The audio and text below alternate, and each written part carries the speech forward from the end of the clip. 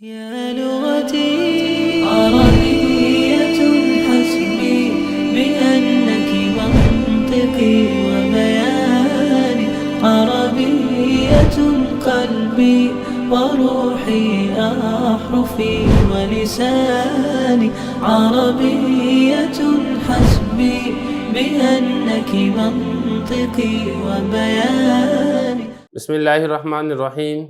حروف عاملہ کا باب ہمارا مکمل ہو چکا ہے۔ حروف عاملہ کے بعد جو اگلا باب ہے وہ ہے اسماء عاملہ۔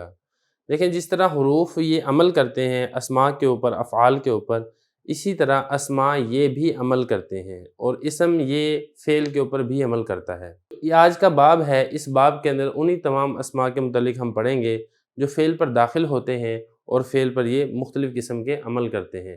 لیکن ہم نے جو پڑھنا ہے، ہم نے وہ اسماء کے متعلق پڑھنا ہے جو فعل پر داخل ہو کر فعل کو جزم دیتے ہیں۔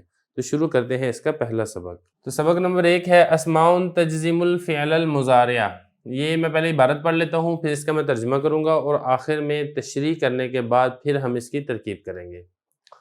اسماء تجزم الفعل المضارع حال کونها مشتملة على معنى ان وتدخل على الفعلين ويكون الفعل الأول سببا للفعل الثاني ويسمى الأول شرطا والثاني جزاء۔ یہ عبارت ہے، اب آپ اس کا ترجمہ دیکھ لیں۔ اسماء جو جزم دیتے ہیں فعل مضارع کو اس حال میں کہ وہ اسماء مشتمل ہوتے ہیں ان کے معنی کو، اور یہ داخل ہوتے ہیں دو فعلوں پر، اور پہلے فعل کو پہلا فعل ہوتا ہے سبب دوسرے فعل کے لیے، اور نام رکھا جاتا ہے پہلے کا شرط اور دوسرے کا جزا۔ دیکھیں اس میں یہ بتایا گیا ہے کہ وہ اسماء جو فعل مضارع کے اوپر داخل ہوتے ہیں اور فعل مضارع کو جزم دیتے ہیں، اس میں ایک چیز کا خیال رکھنا یہ ضروری ہے کہ جو فعل مضارع پر داخل ہو کے جزم دیتے ہیں، جزم دینے کے لیے جو حرف وضع کیا گیا ہے وہ ہے ان شرطیہ۔ تو یہ وہ اسماء ہوں گے جو ان شرطیہ کے معنی میں ہوں گے۔ ان شرطیہ کے معنی میں ہونے کی وجہ سے یہ اسماء بھی ان شرطیہ والا کام کریں گے۔ جس طرح ان شرطیہ یہ جزم دیتا ہے فعل پر داخل ہو کر، اسی طرح یہ اسماء بھی داخل ہو کر فعل مضارع پر اس کو جزم دیں گے۔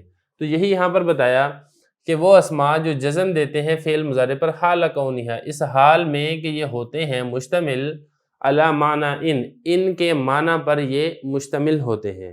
کون مشتمل ہوتے ہیں؟ وہ اسماء جو کہ ان کے معنی پر مشتمل ہوتے ہیں۔ جو ان شرطیہ کا معنی ہوتا ہے، ان اسماء کا بھی وہی معنی ہوتا ہے جس کی وجہ سے یہ جزم دیتے ہیں۔ تو آگے بتایا یہ وتدخلوا داخل ہوتے ہیں علی الفعلین دو فعلوں پر۔ کون داخل ہوتے ہیں؟ اس سے مراد یہی اسماء، اس کا جو فاعل ہے یہ ہی ضمیر جو کہ اسماء کی طرف لوٹ رہی ہے۔ یہ اسماء داخل ہوتے ہیں دو فعلوں پر، اور پہلا فعل ہوتا ہے سبب دوسرے فعل کا۔ دیکھیں اس میں دو چیزیں ہوتی ہیں کہ جو دو فعلوں کے اوپر یہ اسماء داخل ہوتے ہیں، ان دو فعلوں کا آپس میں جو تعلق ہے وہ سبب اور مسبب کا ہوتا ہے۔ سبب اور مسبب کا کیا مطلب ہے؟ کہ پہلا فعل سبب بنتا ہے دوسرے فعل کے لیے، یا ہم یہ کہیں کہ پہلا فعل شرط بنتا ہے دوسرے فعل کے لیے۔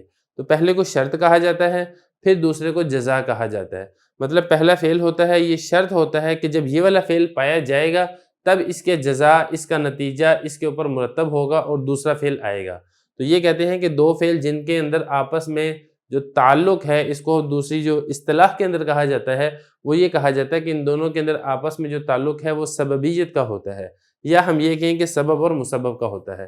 یہی انہوں نے یہ بتایا وتدخلوا داخل ہوتے ہیں دو فعلوں پر، اور پہلا فعل ہوتا ہے یکون ہوتا ہے الفعل الاول پہلا فعل سببا للفعل الثانی دوسرے فعل کا سبب بنتا ہے، ویسمى الاول شرطا اور نام رکھا جاتا ہے پہلے کا شرط، یعنی جو دو فعل ہیں ان دو فعل میں سے جو پہلا فعل ہے اس کا نام شرط رکھا جاتا ہے، والثانی جزاء اور جو دوسرا فعل ہے اس کا نام جزا رکھا جاتا ہے۔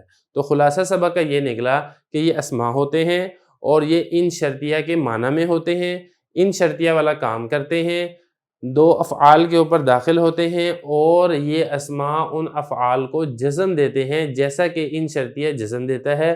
اور وہ دو فعل ہیں وہ ایسے فعل ہوتے ہیں جن کا آپس کے اندر تعلق سبب اور مسبب کا ہوتا ہے، پہلا فعل سبب بنتا ہے دوسرے فعل کے لیے۔ یہ ہم نے یہاں پہ عبارت بھی پڑھ لی، ترجمہ بھی پڑھ لیا، تشریح بھی کر لی۔ اب اس کے بعد ہم چلتے ہیں اس کی ترکیب کی طرف۔